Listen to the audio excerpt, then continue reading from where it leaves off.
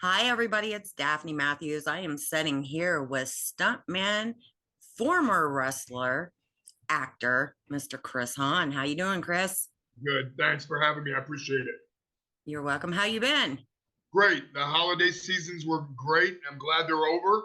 Um, I just I had a small hip procedure done, and I had my follow up doctor visit today, and I'm 100%, and I don't have to go back and see him, and life is good. Life is good. That's good to hear it. So I'm gonna jump right in and get this started. I'm sure everybody's asking, where do you come from? I was born and raised in Mansfield, Ohio. I was adopted. So I was originally born in the Cleveland area. My biological mother lives in the Erie, Pennsylvania area, but I was adopted into a family in Mansfield, Ohio, and was raised in Mansfield, Ohio. How did you become a stuntman? 28 years in the world of professional wrestling, and I had a softball-sized brain tumor in 2014. And I was in a concussion study at the University of Pittsburgh Medical Center, and they did a series of tests. And during the MRIs and the PET scans, they found a softball-sized benign brain tumor over my right eye, and it was due from all the pro wrestling. I did 28 years of professional wrestling, on and off with the WWF at the time, ECW, WCW, and on the independent level. Buddy of mine who's a stuntman out in LA, his name's Dave Hutchinson, who's been in everything. He said to me after I had to give up and retire out of the wrestling world that you ought to get into stunt work. You've done 28 years of choreographed fight scenes. You know how to fall. You know how to throw punches. You know how to kick. You know how to sell. You've been a stuntman already for 28 years. You might as well jump in because it's all safety and precautions first, and the chance of you having any kind of more head injuries is very slim to none. So I hooked up with a gentleman in the Cleveland, Ohio, Madison, Ohio area by the name of Richard Fike, who runs Stunt Predators. And it's been great ever since. I've worked with Zac Efron in Extremely Wicked and Vile, the Ted Bundy story. I got to work on Red Notice with Dwayne Johnson, Ryan Reynolds. I just did a movie that's coming out on Netflix December 30th called White Noise, where I actually had some dialogue with Adam Driver, and I did some stunt work in that. And it's just been it's been a blessing because it's amazing being, and like it's amazing. Like we worked together on Wrong Turn, and it's just amazing being on set and meeting the people you do, and having the freedom to make good money and do things that you really love to do, and there's really no stress in it. So I'm pretty blessed, just like we're both pretty blessed. It's a lot of fun. I Yeah, like doing it because I have fun. I get sure, to meet everybody. I talk to everybody. God, I end up knowing everybody. sure, But I mean, it's fun. And then you get to see the other side when you're back, not in front of the camera, but doing the productions, everything else. sure. It's cool to learn, something cool to learn. Right, and then seeing the finished product makes it worth it because, as you know, when you shoot, you really don't know how it's going to all wind up together. And when you get to see the finished product, it kind of blows you away, because they never shoot anything in sequence. So you No, just no, never they don't. you don't know how it's going to turn out, and it's pretty amazing when they edit it and put it all together, as you know. Yeah, I was having that conversation the other day. I would never want an editor's job. I Amen. learned how to edit. I think for somebody who didn't know how to edit, I think I'm doing pretty damn good. Really. Sure, sure. Well, as you can tell before we started our little interview here, I'm not very computer literate. I'm not very good with the computer, so editing would be a huge chore for me. I got a buddy in Cleveland who does all my reels and stuff, and he does an amazing job. But I'm just going to leave that to him. You know what's surprising? Excuse me. I wasn't either. I wasn't a computer person. When I started Lore and DMTM, I had to put up websites, and I had no help with those websites. And I Sure. just sat down and kept going and figured it out. And then once I got the first one done, the second one was easier. I can edit a website in, I don't know, 5 minutes, if that, you know what I mean? Doing Sure. everything at once and then getting it published. And then Sure. it was the computer part with like music and how they cut the reels and everything else. That part of the editing, like movie editing, I never did that either. And then I sat down again and made myself learn it because I didn't have Right. anyone else to do it for me. I wasn't going to keep sending these like interviews and stuff like that off to other people. You know what I mean? Sure. I Sure. figured I just Well, you know learned. what? I've been told by many people, the more bullets you have in your chamber, the more valuable you are to companies that you work for. So being a stuntman and having an acting ability and knowing how to do choreographing and fight scenes and stunt coordinating makes me a little bit just like with you. Being a producer, knowing what goes on behind scenes, how money is spent, how budgets and location stuff is found, makes you a lot more valuable when a movie comes into town and they hire you on because you've got more bullets in your chamber and you're more productive and you're a bigger asset to the company than if you just had one skill, Yeah. you know? Yeah, that's true. I mean, I think I learned like all my business knowledge. Yeah, I went to college, you know, for 6 years. I did 2 years medical and then 4 years forensic psychology. But Well, then what was weird is, you know, life takes those turns, you know. sure. And then I started, I had to open my own business, which was cleaning and painting. And then once I did that, um, I don't know, then I somehow ended up in the movie business, but I ran that for 14 years. So like the Right. business side I learned because I've always been somebody who I know business, you know. Sure. I definitely know business. Sure. So in your in your stunt career, have you done any stunt training?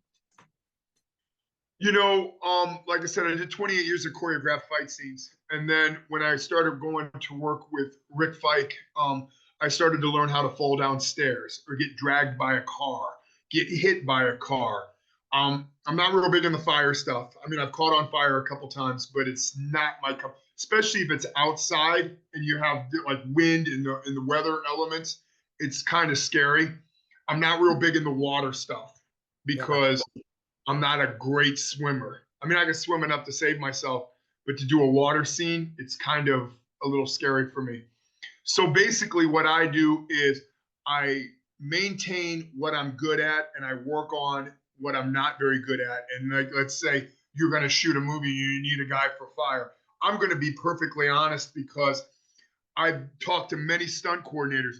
If I go on set and they hire me for a skill and I can't do that skill, I'm going to be blackballed because I lied to the producer, I lied to the director, and I lied to the stunt coordinator. And they wasted money by flying me in and putting me up. And then when I get on set, I can't do it. So you got to be honest with what you can and what you can't do. And you need to, how would you say it?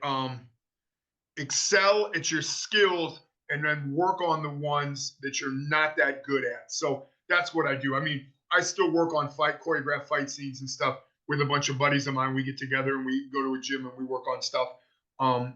But in the summertime, I work on swimming and stuff. And I kind of just stay away from fire because fire is just You hear that, guys? Don't lie on your damn resume because we exactly. will find out about it. Oh, yeah, you will. You really will. And then There's you're a- in trouble.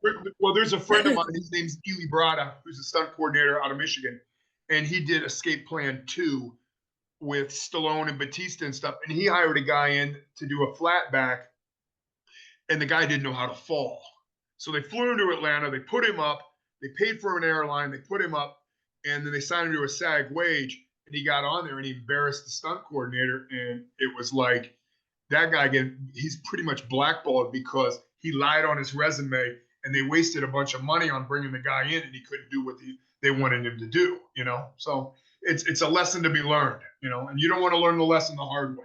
No, you don't. Because I mean, I just don't see no point in it. There's one thing, I mean, there are three things I hate in this world. One's liars, two's thieves, and the other ones are cheats. Yeah. And I mean, when you lie, you just look like an idiot because your ass Sure. is going to get caught in it anyway, eventually. Sure. Eventually, you're right. You know, it won't be. So out of everything, I'm just going to go off the page here, other than what we had planned. We're going to wing it. There you go. Wing it. Sometimes those work out better than exactly. So what's your favorite movie that you've been in so far? Probably Red Notice, because it was amazing working with The Rock. I mean, I worked with The Rock in the wrestling world back in the day, Yeah. but basically the persona that he has when he steps on set is just kind of like mind blowing. And then working with Ryan Reynolds, who's probably the funniest guy in the world, and he makes everything. I couldn't do it. You know, I it's couldn't just, do it. and it's crazy because I would sit there and I watched these guys. Like I watched Adam Driver and his whole mannerisms and stuff, because that's basically the only way you learn is by Yeah. watching the A-listers and see how they work, how they relate with people and stuff. So when I was on set at Red Notice, Dwayne Johnson went up to every person on set. If it was the trash man, if it was the catering, if it was the guy that picked up the porta pots, thanked them and said, hey, thank you for being on and allowing me to do what I do and allowing me to have the movies to the capability that I have. And I'm pretty good friends with Dwayne Johnson's stunt double. His name's Tanawa Reed. And we stay pretty close. But God, those guys just put on amazing shows. I mean, because he does all of Dwayne's stunts. And if you've watched a lot of the Rock movies, his stunts are pretty over the top, you know? Yeah, my favorite movie with him was Central Intelligence with Sure. Kevin Hart. Oh my God, I lost it. That's great. That's a good movie. Mm-hmm. But Ryan Reynolds, I don't think there's no way in hell I could probably work on a set with him, because I already have this problem where like I'll laugh, you know what I mean? And I know Sure. he's funny, especially if he's like he was in Deadpool. Sure. I would crack up. I would. Right. And like I said, his stunt guy is by the name of Jackson. His first name's I forget what his last name's Jackson, but they're like twins. And this guy he does all John Wick fights and stuff. So I mean, this guy's pretty versed in his fight scenes. He's not a very big guy, but man, he can move. And just sitting there watching these guys that have been in the stunt business for so long and just kind of learning them and just sitting back. My dad always told me, there's two things my dad always told me. He said, keep your mouth shut and keep your ears open and just listen and learn. And the other thing he always told me was the sun shines on a dog's rear end every now and then. So, you know, it's just, you got to be humble in this business, because once you start to get an attitude, nobody wants to work with you. And so, you know, and so it's like, be gracious, be humble, and be thankful for what you get and what you've done. Mm-hmm. Yeah. I mean, Dwayne, that's pretty cool. I mean, seriously, Dwayne, and like even now, me, you know what I mean? I don't take myself for like a movie star or anything, but I have people that inbox me for autographs. So It's crazy. out, you know. I have people that inbox me because I've done some producing here in Mansfield. We did a movie called Escape from Death Block 13, and we brought a guy in that looked like Charles Bronson. His name's Robert Kovacs. And I have people that send me their resumes and their reels thinking I'm some kind of producer and stuff. And it's like, you know what? I just hired some stunt guys and brought my buddies in, you know, and my buddies that are actors. I'm no producer by any means. I don't know how to budget anything. I don't know how to do location scouts or anything like that. I can tell people, like, if you come into Mansfield, I can say, hey, there's a guy that works at Braintree, which is the small business thing that can get you locations, but I don't know what to do when it comes. But it's like filling your Rolodex with all these people that you know makes you more valuable. And it's like, hey, if this guy can get me this and he can do this and he can bring these stunt guys in, maybe I'll bring him on as an associate producer and he'll help me out with all this other certain stuff. So it's like, you learn a lot. And when you walk on set, you always learn something. You might think you know it all, but you don't, because you're always going to learn something, you know, and you just got to keep an open mind, you know? Yeah. That's one thing. If I don't know how to do something, I am definitely honest about it. Like, Sure. I have no damn clue. Somebody needs to come help me. Right. Well, I know what you're saying. I don't lie about it. So what was it like being in the WWF? Crazy, because it's a circus, basically. You got the biggest guys in the world, and they're all freaks. I mean, hell, and I wrestled the guys I've wrestled. I wrestled the Undertaker, who's 6'11", 340 pounds, and I got put in the body bag. Was I a superstar wrestler? No. I was more of a mid card, what they call a glorified jobber. I'd go out there and do a job, make the guy look good. I got to wrestle Mick Foley. I got to wrestle Stone Cold. I got to wrestle the Road Warriors. I got to wrestle the Ultimate Warrior. And it was a blast getting to travel with these guys, listen to these guys. I learned a lot. And I was pretty gracious enough that my dad owned his own business here in Mansfield and allowed me to come and go when I needed to come and go. Yeah. So I got to experience all that. And I tell you what, the wrestling business has got me a lot of work in the movie business, you know, because you're already an actor when you're in the ring. The difference is it's more like theater acting because you're in front of a live crowd. There's no 2 takes, 3 takes, 4 takes. You hit it on the spot. And if you screw up, you just get up and you brush it off and you try to do it again, or try to just go on and act like it never happened. You know what? When I was younger, I mean, I haven't watched a lot of wrestling in a long time, Right. but I used to watch it all the time back in the days that you're talking about. Sure. That was my favorite time to actually watch them. And at the time, I was young, you know what I mean? Stupid. I thought the shit was real. Yeah, there's a lot of, you know what I mean? But when you become a professional wrestler, you got to take like 6 months of training. For every move, there's a counter move. My trainer used to make us punch into the wall, and it teaches you not to lay all the way in, because if you lay all the way in, you're going to bust your knuckles up. Yeah. And then we got to work on our kicks on a concrete wall, because if we kick it too hard, we're going to break or bust our toes up. So it's kind of old school style, but you know, it taught me and it's totally different from the acting stunt world, because in the wrestling world, I still make contact. It's just I don't make contact hard. In the movie business, it's all camera angles. So when I swing a punch, there might be like a foot or two in between the chin, but if you're shooting it over my right shoulder when I'm throwing a right punch, you don't see all that space, as long as the guy sells it right. Yeah. So, I mean, I had to learn, and then you have to learn to stay in a frame like this, where in the wrestling world, it's a 20 by 20 ring I got to stay in. So a lot of it has to do with footwork and not drawing back real. So when I throw my punch, I'm not out of frame. But you know what? Over a period of time of getting yelled at a lot, you kind of learn it, you know? So what's your favorite thing to do? I mean, would it be the WWF wrestling back then, you know, before everything happened, or would it be the stuntman work? Stunt work. I should have done the stunt work from the beginning. Less injuries, more safety, better pay for the lower level guys. It's a better pay. Yeah. And in the wrestling world, there's a lot of politics. In the stunt world, a lot of it's based on my look and my size. My size gets me a lot, but my size also hinders me from getting a lot of stuff too. Because I mean, I'm 6'2.5", 255 pounds, and I'm loud and I'm just overbearing. And my presence, I'm kind of a large. The wrestling world taught me how to be a larger than life person by dressing flashy, by being loud and boisterous, by always carrying on and making a commotion.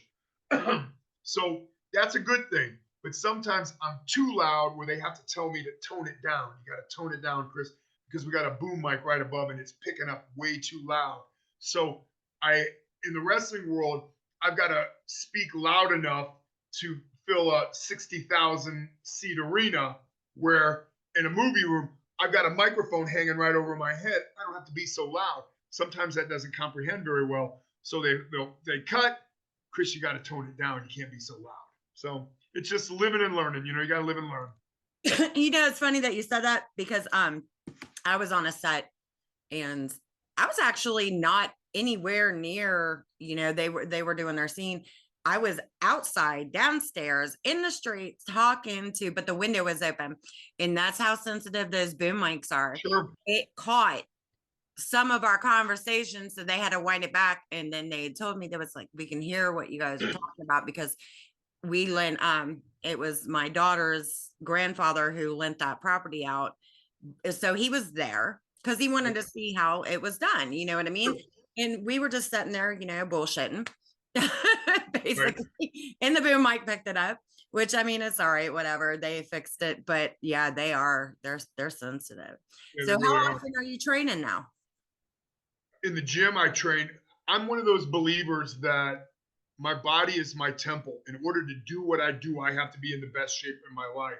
So I train every morning. I go in with my wife at 5 in the morning and I do cardio. And I'm a personal trainer. So at 6 o'clock, I start work. And then I also work with nonviolent drug offenders as a life fitness coach.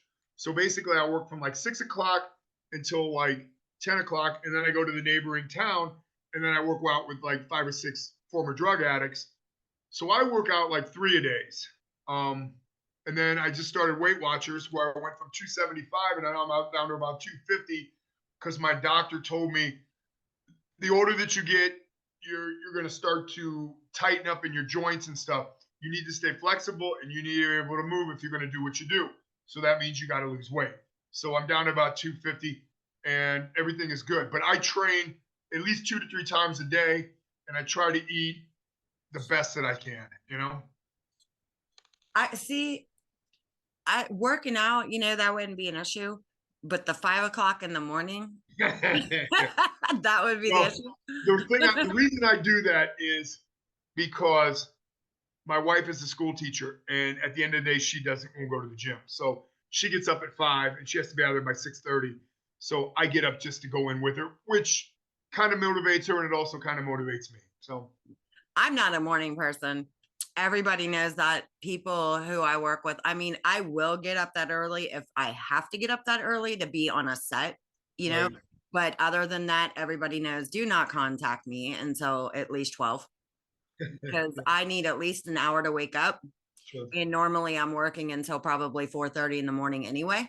sure. You know what I mean? So they know. Do not call her. She is mean. My family won't even talk to me for an hour. That's too funny. No, I'm the exact opposite. I go to bed at 9 o'clock every night. See, You know, yeah, but I mean, like with me, it's I'm up until 4:30, because people are on different time zones. Sometimes sure. Australia's ahead, UK is ahead, this person, that person. It's just like, damn, I'm having meetings at 1:30 in the morning. Right, right.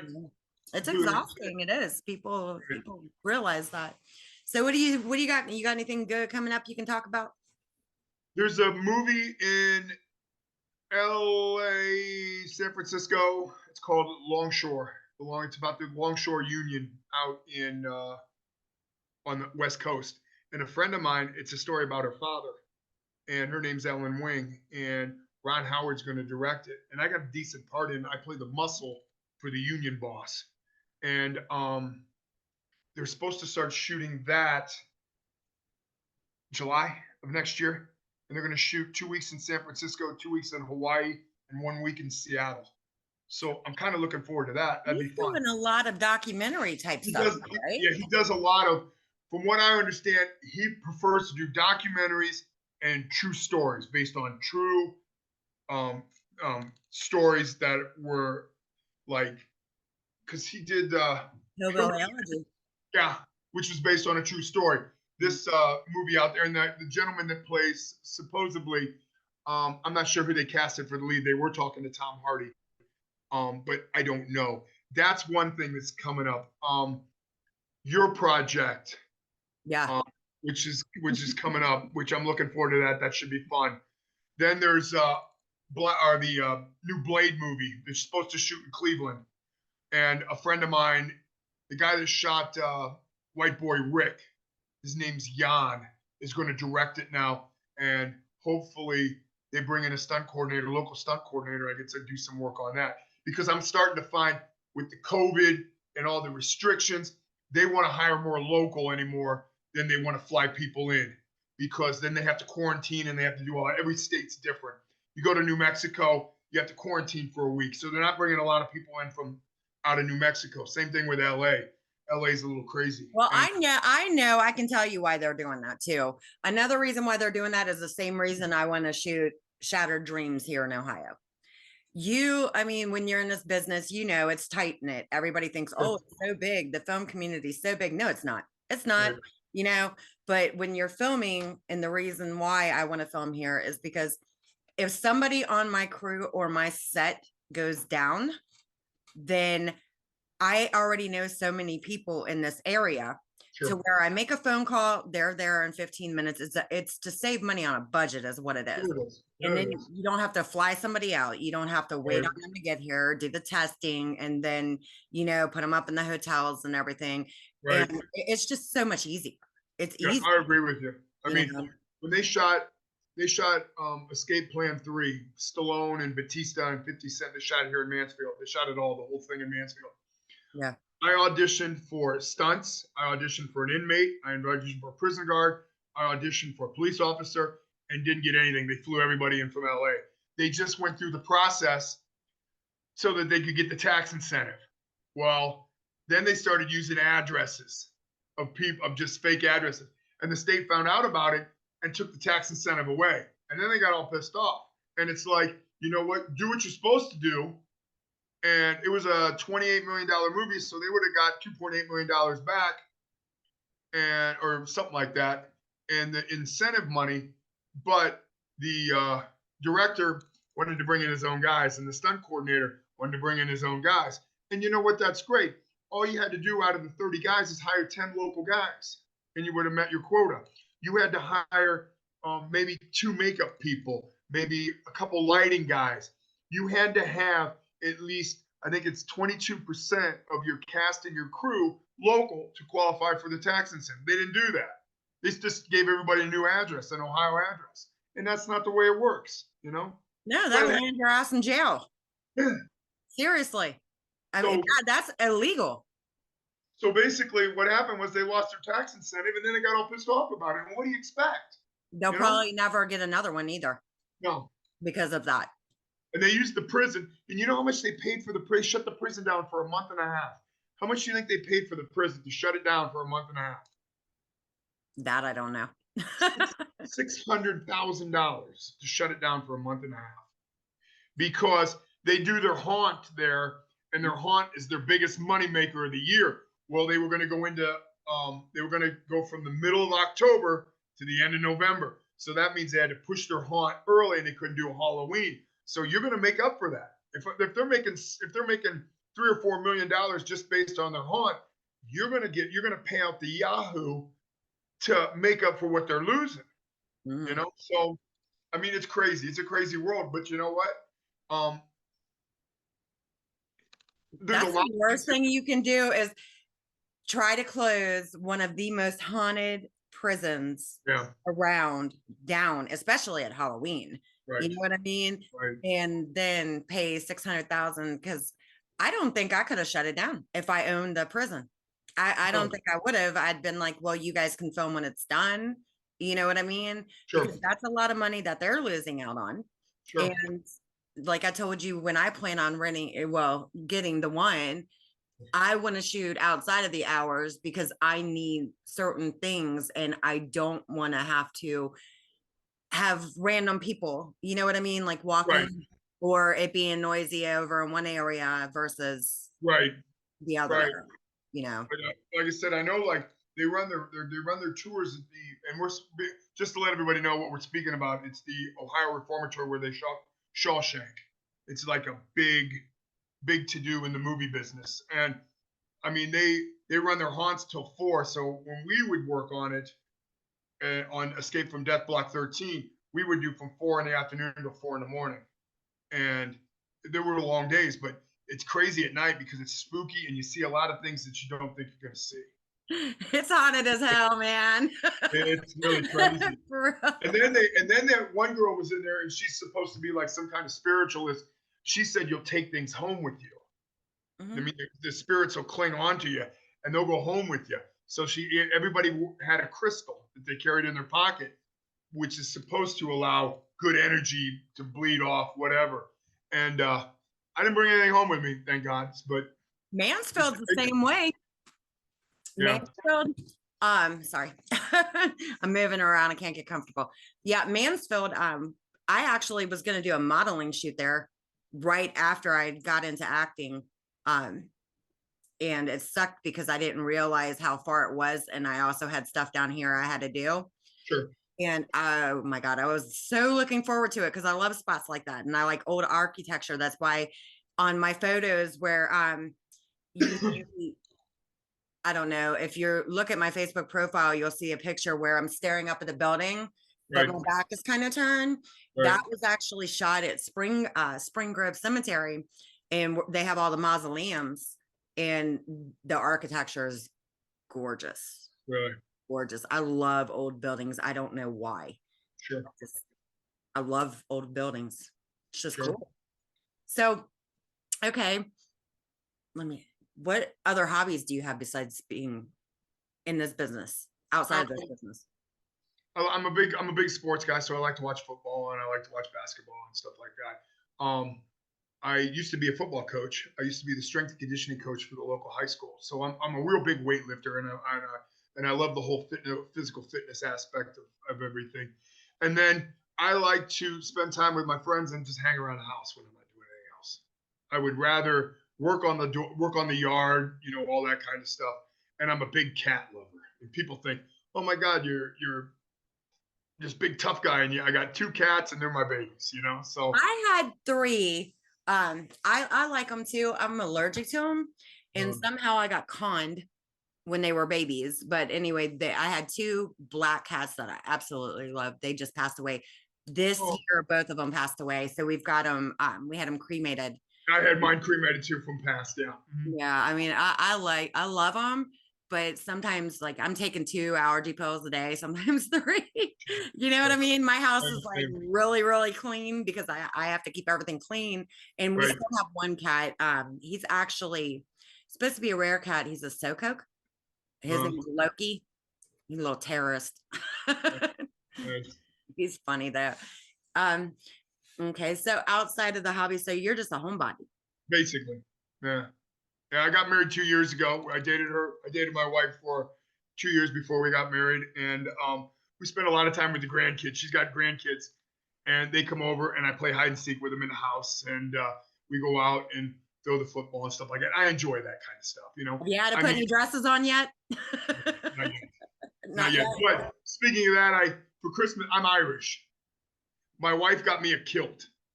So now I'm going to start wearing a kilt around because I've always wanted one, but I've always been that kind of like, I don't know if I really want to wear one. So I got one, and they're pretty comfortable. And I thought, you know what, I'm going to give it a try. So we'll see. Have you ever seen that show? Oh my gosh, Lip Sync Battle with LL Cool J. Yes, I've seen it, and then I've seen bits and pieces of it, but I've never watched the whole thing. But yeah, You've got to Google the episode where Channing Tatum, he dressed up from the chick. He went to battle with his wife. At the okay. time, she was his wife, not now. But he wore the Frozen costume. Oh, really? We'll have to check it out. Yeah. You got to watch that. You really do. You're gonna die. You're gonna crack up. It's so funny. So, where do you see yourself in 5 years, Chris? I see myself gradually getting out of the stunt work and getting more into acting. Um, I'm I'm seeing that the wrestling world, you're getting actors like John Cena now is becoming pretty big. Dave Batista is coming pretty big. Then you got Dwayne Johnson. Randy Orton is just basically retired from the wrestling. He got hurt. He's getting into acting and stuff. More action heroes. And the crazy thing is people are like, you're too old to be an action hero. And I'm sitting there thinking, you know what? The Rock is 50. Dave Batista's 54. These guys, John Cena's probably 48. I'm 50. It's like, can I run a mile? No. Can I throw a punch? Yes. Can I fall down? Yes. And half the time, if I become a decent enough actor, I'm going to have a double do all that stuff for me anyway, and I'm not going to have to worry about it. So, I mean, I got a nice agent in New Mexico. His name's Peter Yankee, and the company's called Fergun Mayer, and they're a SAG-based, and he gets me auditions for. I just had an audition for Walker, Texas Ranger. I had a call back, and I'm going to find out after the first year if I got it or not. I've had auditions for The Young and the Restless and stuff like that. And it's like, do I ever see myself on a soap opera? No. But I'm having fun doing it. Yeah. And the characters I would have played on a soap opera, I was going to be the crime boss's henchman, which is cool. I play a great bad guy. I play a great prick. I play a great guy that just is a real SOB. That's the kind of roles I like. That's the kind of guy I was in the wrestling world. I was a real cocky SOB, and that's what I enjoy to do. Now, in real life, I'm a pretty humble guy, and I'm pretty gracious. And my whole philosophy in life is if I can put a smile on somebody's face, then I made my day. So Yeah. I'm kind of an upbeat, I'm kind of a motivated guy. But man, when it comes to being a bad guy in the movies and television stuff, that's what I'd rather. I feel more comfortable being that. Yeah. That's how, I mean, I've talked to Fergan, actually, the one that you were just talking to. I talked to him on the phone for clients. Right. But that's how I feel. Honestly, as far as roles, I know I can be the badass because I ride motorcycles. Sure. I grew up with 8 brothers, a fight, you know what I mean? Sure. That kind of stuff. I think the weak part of the area for me would be the sentimental shit. The sappy stuff. I know I would struggle with that. I took method acting once because I wanted to see if I could make myself cry. In the coach actually made me cry. He got some inner feelings out and stuff like that. I'm not a romantic kind of guy. You will never see me in the Notebook. I'm not. I'm kind of a funny guy, so I could do some comedy stuff. But I see myself more of a cop, bad guy, drug dealer, henchman, bodyguard, prison guard, inmate, kind of stuff like that. And I also do like what they call prosthetic suit performing. So I'll wear monster get-ups. And I love the horror genre, especially when I'm covered in latex rubber and I'm just chasing people through the woods. That's the best. I really enjoy that. And it's kind of corny, but it seems like I don't have butterflies in my stomach if my face isn't being shown. Because if I screw up, they don't know who it is. And so I enjoy. I think I have a part in a Friday the 13th fan film where I'm going to play Jason. So I'm kind of looking forward to that. Can be kind of fun. But it's like anymore, it's kind of difficult in a way being SAG because there's not a lot of SAG work in Ohio. So I have to travel if I really want to do SAG work. And then SAG comes out and says, well, you can't do independent movies because you're SAG. And I'm sitting there thinking, how am I going to learn my craft if I can't work on some of these movies? So I found a loophole. And what I'll do is if an independent movie wants me and they use me as an associate producer, when they look at it, it looks like it's a movie that I put money into. So SAG can't come back and slap my hand and say, you can't do that because I'm putting my hard-earned money. It looks like I'm putting my heart. When I'm not putting anything in it, I don't expect anymore. I don't expect residuals. It's just a way for me to get on some of these independent movies and work. So I can learn how to act and I can learn how to perfect my craft. And I'm not going to be penalized, That's how I feel. Oh my God, I've had this conversation with so many people. I've been SAG eligible for a while. Sure. You know what I mean? And it's just like, I hear, things about SAG. I'm not saying SAG's awesome. Right. It's great.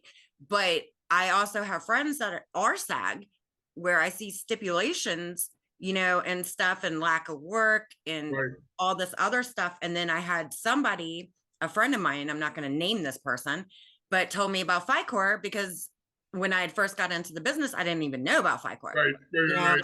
And he explained everything to me. And I was just like, okay, so that makes more sense. Being in FICOR, yeah, you're still a part of SAG. Right. It's just another part of SAG, But the only difference in being FICOR is you don't get the screeners and you don't get to vote. In the elections. Who cares? Yep. Like I vote. 2 times I voted for who I voted for SAG president. They didn't win anyway. So what was my vote really worth? I wonder if they require in-person voting with an ID. No, I'm just kidding. Right. True. Exactly. I'm joking. It's a joke. With SAG, it's like you pay your dues, and it's nice to get those residuals if you work on a big movie. But how many big movies? I mean, that bike riders. Did you work on that down in Cincinnati?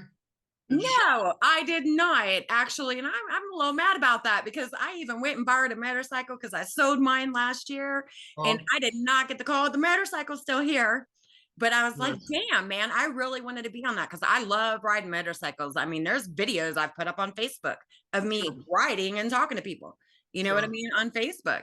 I love riding. You Well, know, I was the disappointed. stunt coordinator is Freddie Poole, and he's a great guy. I mean, Yeah, he's a stunt coordinator on Tulsa King, and he's done a lot of I stuff. love that show. Yeah, it is pretty good. I He called me love up and that he show. said, "Hey, I'm interested in using you in a bar scene where you're gonna make a smart ass comment to somebody, and then you're gonna sucker punch them when they turn around." And I'm like, "Great, that'd be great." And then he goes, "There's another scene in the clubhouse where you're gonna call a girl a bitch and a whore, and you're gonna go to smack her, and someone's gonna grab your hand, and they're gonna sucker punch you." And then he calls me back and he says, "You're too old. We're looking for guys that are 35." And I'm like, "Yeah, you know what? You can't get them all." But he was gracious enough to call me. He was gracious enough to call me back and say, a lot of times they'll just leave you hanging, and you don't know what's going on. And then there's that one down there called Wise Guys Night right now that's with Robert De Niro that's shooting down there in Cincinnati. I hope And I get called on for that one. But what happened to me was this is so messed up. I mean, like I was disappointed about it because the one movie that came here to film, the Regina King movie, that right, was my hair was too blonde for that one. Too blonde.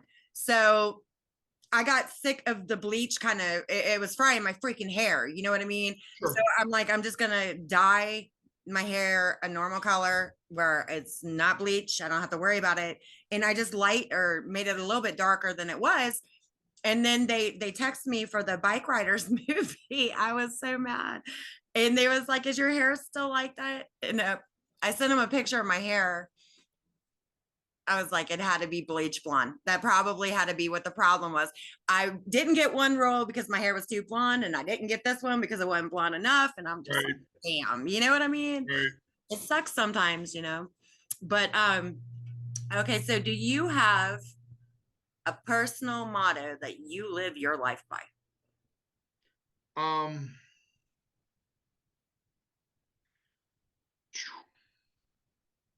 my personal motto basically is it is what it is. I'm not going to get everything in life that I want, but I'm going to try my hardest to get it. And if I fail, then you know what? It is what it is because I'm going to learn from that and it's going to make me a better person in the long run. So basically, that's kind of my motto is it is what it is, I guess you'd say. I mean, it's true. Everybody thinks, you're going to get everything in life, but Right, life is going to hit you left and right. It doesn't matter. It's how you use the experience. right. I mean, don't get me wrong. Um, I've gotten some great projects, and there were some projects that I auditioned for that I thought, you know what, there's no way in hell I can lose this. No way. And then I never hear from them again. And then when I do something where I think, my God, I just stink the joint up, I'm not going to get this, they call me and they say, hey, we want to call back. And it's like, makes no sense in the world. But you know what? I don't say anything. I just go with it. It is what it is. Exactly. That's about the way it is in this business. It is what it You is. never know. Right, You exactly. never know. That's why it's so hard when you're trying to make plans, unless it's your production. But when you're trying to make plans and everything, just you never know. You can get Right, a call at 5 o'clock in the morning. You can get a call at freaking 1 o'clock in the afternoon. It does not matter. You know what I right. mean? Like you said, it is what it is. Exactly. Exactly. And it was crazy because back in the day, a lot of stuff Rick Fike would get a lot of stuff from and he would call me at 2 in the morning. You need to send me a headshot and a resume in PDF file right now. Because they want it right now. So I get up and I'm half groggy. It's 3 o'clock in the morning. And I'm trying to put together a PDF file and I have no clue what I'm doing because I'm still asleep. And then he calls me back. What are you doing? Send it to me now. They want it right now. And I'm sitting there thinking, the movie business is the only business that I've ever known on where you hurry up and hurry up and hurry up and hurry up and hurry up. And then when you get there, you wait and you wait. And it's 3 hours later and you're still waiting. And it's like, you told me to hurry up and get here. And now I'm sitting around for 3-4 hours and I'm waiting. It makes no sense. But like I said, they're paying me. So I keep my mouth shut. That's freaking hilarious. It's true though. Right. It's true. Yeah, it really is. Well, I know one thing. I am not going to keep you because Sure. I'm sure it's probably what, 8:30, something like that. something like that, close to your bedtime. Close to my bedtime, exactly. Me, Exactly. I'll still be up until 3:30 in the morning. It's not gonna matter. I'll be probably going to bed when you're waking up. Probably. And Yeah. I'll think about you when I'm on the treadmill, sweating and running. Yeah, you're gonna be like, "Man, I wonder if that bitch is still sleeping." I'd like to say just a couple things before we part. I got two things coming out in January. Well, I got one coming out this week. Red Notice, or not Red Notice. White Noise. Adam Driver, Don Cheadle, and God, who's the Greta Gerwig is in it. And then in January, I did 2 weeks on Mayor of Kingstown in season 2, episodes 2 and 3 and 4. I think I'm in. And then I'm going to be on the Eric Andre show as a Stone Cold Steve Austin impersonator, doing some gag stuff. So I'm kind of excited about that. So I got a few things coming out, and but I appreciate you having me on. It was a lot of fun. Yeah, definitely. We'll do it again. And then I know for a fact I'm going to end up seeing you soon anyway. Exactly. Especially We'll when be we working start together. Shattered It'll be Dreams. great. Thank you very much. I appreciate it. No problem. You have a good night. I want to say goodbye to everybody watching. And Christmas is over, so I'm not going to say Merry Christmas, but I will say Happy New Year. Happy New Year. Exactly. All right, you guys. We are out of here for the night. Thank you.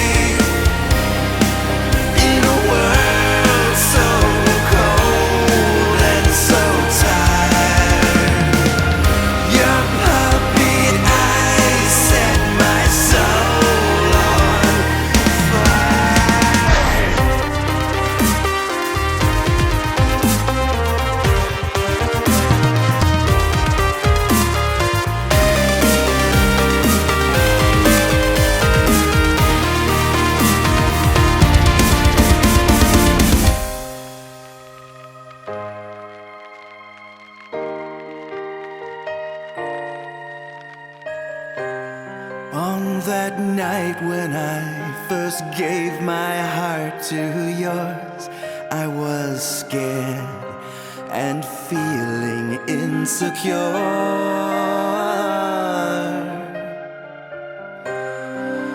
You told me, my darling, even on your darkest days, you'd always reassure.